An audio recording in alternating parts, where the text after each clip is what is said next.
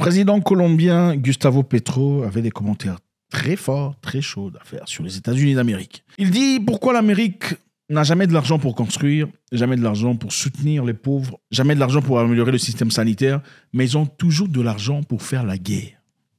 Pourquoi l'Amérique n'a jamais de l'argent pour les choses positives? Ils n'ont pas l'argent pour finir les sans-abri, ok? Manque d'habitation et tout le bazar, mais ils ont toujours de l'argent pour faire la guerre. Suivant. The exodus across the borders has increased. They have set the dogs and the hounds on the immigrants. They have put people on horses to pursue them, with whips in their hands, with stocks and chains. They have built prisons. So much the hatred has grown of the foreign, of the strange. Le monsieur se plaint sur les États-Unis disant comment ça se fait qu'ils ont le courage, ils ont l'aptitude de poursuivre des hommes, c'est-à-dire des migrants, des gens qui viennent de l'Amérique du Sud pour les États-Unis. Comment est-ce qu'ils ont le courage de poursuivre les personnes avec des gens sur des chevaux, des animaux, des chiens méchants, prêts à terrasser des humains, simplement parce qu'ils ont envie de partir aux Amériques? These prisons have even been built at sea. Ils parviennent même à construire des prisons dans la mer. Ok, prisons dans la mer, vous savez ce que c'est? Bon, aux États-Unis, il y a Alcatraz. En Angleterre, il y en a aussi. Ils ont créé des prisons, c'est-à-dire un endroit où on va garder les immigrants. Ce ne sera plus comme avant où vous veniez dans le passé dans un pays étranger, en tout cas dans un pays tel que les États-Unis ou l'Angleterre, où on vous laisserait habiter dans les maisons normales, hein, dans la ville, même en tant que réfugié. Avant tout ça, ça ne sera plus comme ça. Donc désormais, vous arrivez, on va vous jeter quelque part. Il y a une maison construite dans la mer. C'est là-bas que vous allez rester. C'est un peu comme l'Australie. Alors il dit, comment ça se fait que vous êtes ici en moralisateur aux Nations Unies pour nous parler de droits de l'homme, comment il faut traiter les hommes et tout le bazar. Mais en même temps, vous êtes les mêmes personnes ayant des militaires sur des chevaux, des chiens méchants et sauvages, attaquant des gens que vous allez jeter dans la mer parce qu'ils sont immigrants. So that these women and men cannot tread the earth of the white people who still believe themselves to be the superior race and are nostalgic for this. And through their choices and elections, they revive the leader who said so and who killed millions as a result. The exodus has increased over this year, showing how much the crisis of life is advancing. But the minutes are ticking on in defining life or death on our planet. And rather than halting this march of time and talking about how to defend life for the future, thanks to greater knowledge and expanding life to the universe, we are deciding instead to waste our time killing one another. We are not thinking about how to expand life to the stars, but rather how to end life on our own planet. We have devoted ourselves to war. We have been called to war. Latin America has been called upon to produce war machines, men to go to the killing fields. They're forgetting that our countries have been invaded several times by the very same people who are now talking about combating invasions. Vous nous parlez d'invasion. Là, je pense qu'il faisait allusion à ce qui se passe en Russie et en Ukraine. Vous venez ici nous bastonner sur l'histoire d'invasion. Il ne faut pas aller envahir un autre pays et tout le bazar. Mais vous oubliez très vite, vous êtes venus ici chez nous. Je vous rappelle que la Colombie a été attaquée à plusieurs reprises pour des raisons complètement falsifiées, inventées de toutes pièces, prétextant combattre le terrorisme, pseudo-terrorisme ou narco, machin, histoire et tout le bazar. Bon, je ne comprends pas pourquoi un pays étranger doit venir combattre les narcos dans un pays. Je n'ai jamais vu ça, moi. Simplement parce que la politique colombienne était totalement différente à la politique occidentale. Généralement, c'est ça. Quand vous dirigez différemment d'eux, on vous marque d'un truc comme on l'a fait en Libye. Oh, il est en train de menacer son propre peuple. Il a juré de faire tout ça à son propre peuple. Il faut lui apporter la démocratie. C'est exactement ce qu'il voulait arriver en Colombie. Il dit, vous oubliez, vous parlez d'attaque et d'invasion venant de la Russie. Vous oubliez ce que vous avez fait ici. They're forgetting that for oil, Iraq was invaded, Syria and Libya. Vous oubliez ce qui s'est passé en Irak. Vous oubliez en Syrie. Vous oubliez en Afghanistan. C'était tout pour le pétrole. Il faut arrêter de nous emmerder, monsieur dit, de manière très polie. On y va. They're forgetting that the same reasons they use to defend Zelensky are those very reasons which should be deployed to defend Palestine. Les mêmes raisons pour lesquelles ils ont voulu défendre Zelensky sont les mêmes raisons pour lesquelles ils devraient défendre la Palestine. Pourquoi on ne le fait pas? Monsieur pose la question. They forget that to meet the Sustainable Development Goals, all wars must be brought to an end. Pour arriver à une fin précieuse et positive, il faut que toutes les guerres s'arrêtent. On ne peut pas prétendre vouloir une société moderne, une société de paix avec la guerre. Il faudrait d'abord arrêter la guerre. Pourquoi ils n'arrêtent pas la guerre? But they are helping to wage one war in particular, because world powers see this suiting themselves in their gamesmanship, in their games of hunger, and they're forgetting to bring an end to the other war, because for these powers, this did not suit them. La guerre ne s'arrête pas parce que la guerre est convenable aux puissants du monde. Qu'est-ce qu'il veut dire par là? C'est une vérité qu'on a compris, je pense qu'on en a parlé à plusieurs reprises. La guerre, c'est le business. Ok, la guerre, c'est pas... La guerre, c'est le business. Il n'y a pas de guerre sans profit. S'il n'y a pas de profit, il n'y aura pas de guerre. C'est clair. S'il n'y a pas d'avantage, il n'y a pas de guerre. Il n'y a pas de guerre d'ego. Ça n'existe pas. La guerre commence quand il y a profit. Maintenant, le profit, c'est quoi? Pour ceux qui ne savent pas, ceux qui sont nouveaux ici peut-être, généralement, les entreprises de création de beaucoup d'histoires, de pharmaceutiques, de création d'armes et tout le bazar, généralement vont faire du lobbying vers les politiciens américains. Et c'est autorisé chez eux. En Afrique, on appellerait ça corruption. Chez eux, c'est du lobbying. Le lobbying, c'est simplement, monsieur le gouverneur, dans votre élection prochaine, nous vous donnons 20 millions de dollars. 20 millions de dollars pour votre campagne, venant de nous, gratos, pas besoin de rembourser. Seulement, quand vous serez en position de force ou en position de politique, peu importe la position, quand il faudra nous renvoyer l'ascenseur. C'est-à-dire, si je suis par exemple vendeur de pain, je suis une boulangerie, je vous donne 20 millions de dollars pendant votre campagne électorale, qu'est-ce qui se passe après? Au moment où il y aura de fêtes, où on aura besoin de pain, vous allez solliciter quelle entreprise? Mon entreprise. Au moment où le gouvernement ou le parti politique du gouvernement aura besoin de pain pour la fête, ou peu importe, pour une distribution quotidienne, c'est quelle entreprise qu'on fera? Moi, évidemment. Ceci est aussi valide ou valable en cas d'entreprise de création de missiles, de bombardements, de fusils, de roquettes, d'avions de chasse et tout le bazar. Parce que oui, ces entreprises sont des entreprises privées. Ça n'appartient pas au gouvernement. Ce sont des entrepreneurs qui ont le droit aux États-Unis de créer tout ce qu'ils veulent. OK? Tout ce qu'ils veulent, comme ils ont de l'argent, pour que les États-Unis partent en guerre. Les États-Unis doivent acheter des armes venant de ces entreprises. Pour que les États-Unis achètent ces armes, les politiciens qui sont sponsorisés par ces entreprises doivent choisir que les États-Unis partent en guerre. Vous comprenez? Donc, si l'entreprise fait son argent à travers la guerre, vous pensez que la guerre va finir? Si ces entreprises payent aussi les politiciens? Non. Monsieur Gustavo, président de la Colombie, dit « Il est temps qu'on arrête de faire semblant ». Autant nous avons donné de l'attention à l'Ukraine, je pense qu'il est essentiel qu'on fasse de même pour la Palestine.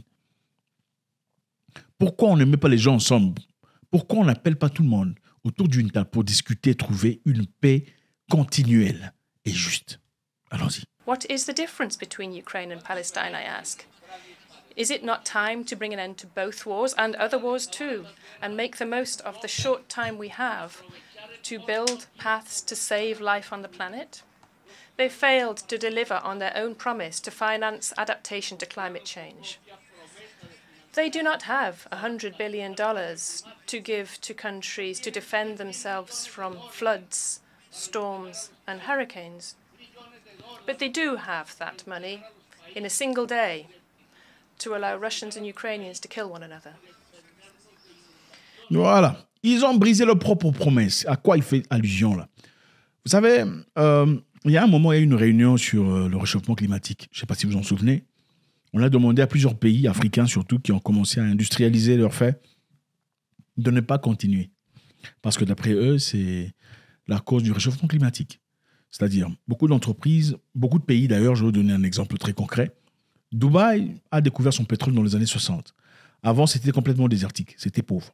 Après avoir découvert le pétrole, Dubaï s'est développé comme jamais dans le passé, avec le pétrole. De même pour le Qatar, l'Arabie Saoudite et beaucoup d'autres pays. Beaucoup d'autres pays se sont industrialisés à travers la production massive. Maintenant, qu'est-ce qu'ils disent? La production massive est la raison du réchauffement climatique. Maintenant que les pays africains, prenons l'exemple de l'Ouganda, qui récemment a découvert le pétrole, veut exporter son pétrole à travers la mer, veut faire une construction de pipeline, chauffée jusqu'en Tanzanie pour exportation internationale, ils disent non, vous ne pouvez pas faire ça parce que le pipeline va passer à travers le parc national et ça détruira la location, c'est-à-dire le domicile des animaux. Ça, c'est en Europe. Le Parlement européen dit qu'on doit interdire à l'Ouganda de continuer son projet de production de pétrole parce que le pipeline va aller à travers le parc des animaux et ça va détruire les habitations des animaux. Comme si, bon, évidemment, il y a plus d'amour pour les animaux qu'il y en a. Enfin, ça, on le sait, mais bon, le dire comme ça, plus d'amour pour les animaux qu'il y en a pour les Ougandais. Oublions qu'il y a une option. L'option est simple. Quand vous commencez ce projet, ceux qui en bénéficieront sont Ougandais, évidemment. Qu'est-ce qu'ils disent, les Ougandais? Eux, en Europe, ils disent, les Ougandais aussi, qui vivent dans ces parages, perdront leurs habitations. Ils deviendront sans abri. Mais ils oublient de mentionner que ces Ougandais auront du travail. Ça pourra aider le développement du pays.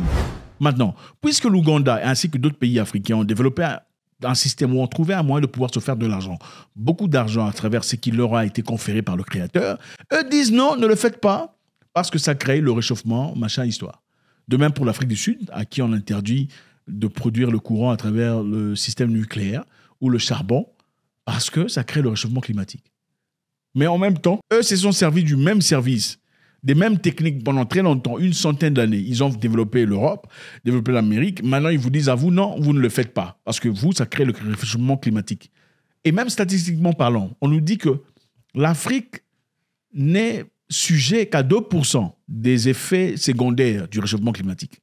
Donc, après tout ce qui s'est passé, c'est seulement 2% que l'Afrique a produit qui a fait du mal à la couche. Seulement 2%. Le reste, c'est eux.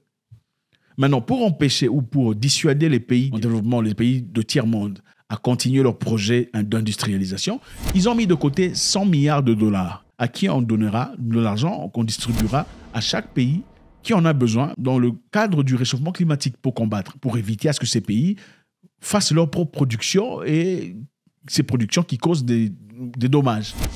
Maintenant, depuis qu'ils ont promis les 100 milliards de dollars, jusqu'à aujourd'hui, l'Afrique qui se pose une question, où sont passés les 100 milliards de dollars promis par les pays développés aux nations dans le besoin il y a plusieurs années déjà? Oui, souvenez-vous, c'était lors de la COP 15 à Copenhague, afin de soutenir les pays en voie de développement face au changement climatique. Les pays en développement, les pays riches, avaient annoncé 100 milliards de dollars chaque année à partir de 2020, ça c'était en 2009, on a annoncé à partir de 2020 100 milliards.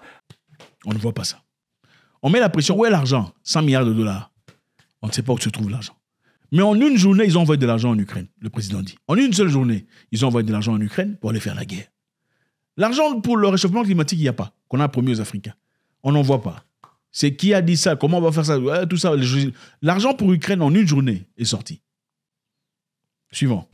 Now we no longer need 100 billion. We need $3 trillion to overcome the climate crisis. And the clock is ticking. L'argent pour développer, il n'y a pas. L'argent pour faire la paix, il n'y a pas. L'argent pour l'Ukraine, il y a. C'est rapide. Parce qu'évidemment, quelqu'un se fait de l'argent à travers la guerre. Vous savez, aux États-Unis, il y a beaucoup de sans-abri. Il y a presque 1 million de sans-abri aux États-Unis d'Amérique. Un pays que beaucoup de personnes adulent. C'est un pays que j'ai beaucoup chéri, moi aussi. Enfin, ça ne m'a pas beaucoup donné, il faut dire la vérité. Je suis parti combattre, bref. J'ai vécu, j'ai combattu, tout ça. Je me suis donné là-bas, bref. Mais c'est bien triste de voir le nombre de sans-abri qu'on peut voir seulement à New York. Incroyable. Inimaginable. Pendant ce temps, l'argent que les Finlandais, par exemple, utilisent, ils font un travail énorme pour essayer de finir les sans-abri de la rue. On fait tout, on va d'abord te voir, on ne te donne pas une maison directement, on essaie d'investiguer pour comprendre comment tu es devenu sans-abri. Si la raison pour laquelle tu es devenu sans-abri est liée à une certaine addiction de drogue ou d'alcool, on fait un effort avec toi à travers de l'aide du gouvernement afin de te outiller de sorte à ne plus retomber dans la drogue ou l'alcool. Et quand on aura résolu ce problème-là, on sait que monsieur est déjà qualifié pour avoir une maison et peut continuer. Et il y a aussi un système social qui permette à ce qu'on te renvoie à l'école, par exemple, pour faire une formation, ou qu'on te trouve du boulot, du travail pour te réintégrer dans la société. La Finlande le fait. Les États-Unis ont beaucoup d'argent, son budget est beaucoup plus grand que celui de la Finlande. Mais pourquoi en Amérique, il y a des gens qui dorment dehors? À Détroit, vous serez choqués. Détroit, c'est un peu comme un quartier là du Kenya. Bidonville, vous serez choqués. Attendez, vous ne penserez pas que c'est l'Amérique? Pourquoi aux États-Unis, on quitte l'université? On quitte l'université avec les dettes. C'est-à-dire, contrairement en Afrique, vous quittez l'université, vous êtes libre. Vous avez un boulot, la vie est belle. Aux États-Unis, vous quittez l'université, il faut d'abord payer la dette de $100 000 que vous devez au gouvernement. Pourquoi on ne peut pas prendre l'argent qu'on envoie en Ukraine pour essayer de stabiliser un peu, diminuer le nombre de sans-abri? Oui, c'est capable. Ouais, évidemment, ils sont capables de faire ça. C'est finir les sans-abri des rues de New York et ailleurs. Pourquoi ne pas investir cet argent à Detroit, pour améliorer la situation de la ville de Détroit? Pourquoi ne pas investir cet argent sur la population en besoin de traitement pour les maladies chroniques? Il y en a beaucoup. Pourquoi ne pas prendre cet argent pour essayer de libérer ou de sauver ou de délibérer ces personnes qui doivent de l'argent au gouvernement pour leurs dettes scolaires? Pourquoi? Parce qu'évidemment, le consumérisme, le besoin de pouvoir, l'argent, l'amour démesuré, comme le dit le président ici, de l'argent. C'est la raison pour laquelle il y a des guerres qui continuent, qui ne s'arrêtent pas. Même si cette histoire... Écoutez, c'était d'abord l'Ukraine. Après l'Ukraine, ça commence où maintenant? C'est en Palestine. Après la Palestine, il y aura autre chose. Avant, ça, il y avait la Syrie. Avant la Syrie, il y avait l'Irak. Avant, il y avait, comment vous appelez, Afghanistan. Vous voyez un peu comment c'est toujours comme ça. Il y a toujours un danger quelque part qu'il faut créer. Et je pense que le temps est venu où les gens n'ont plus vraiment peur, comme ils avaient dans le passé. À l'occurrence des présidents qui s'expriment beaucoup plus ouvertement par rapport à leur position et les injustices auxquelles le monde est soumis. C'est inacceptable. S'il faut crier, libérer l'Ukraine et tout le bazar, pourquoi on n'en fait pas de même pour les populations civiles palestiniennes? C'est difficile à expliquer. Mais si vous regardez seulement d'où vient l'argent et où va l'argent. Vous comprenez le système? On s'en fout de vous. Même en parlant de ça, on s'en fout de votre santé. C'était pas question de ça. C'était même pas question de ça. C'était question de, on a investi dans cette histoire. Avant que cette histoire s'arrête, il faut que chaque investisseur gagne son argent. C'était ça la vérité.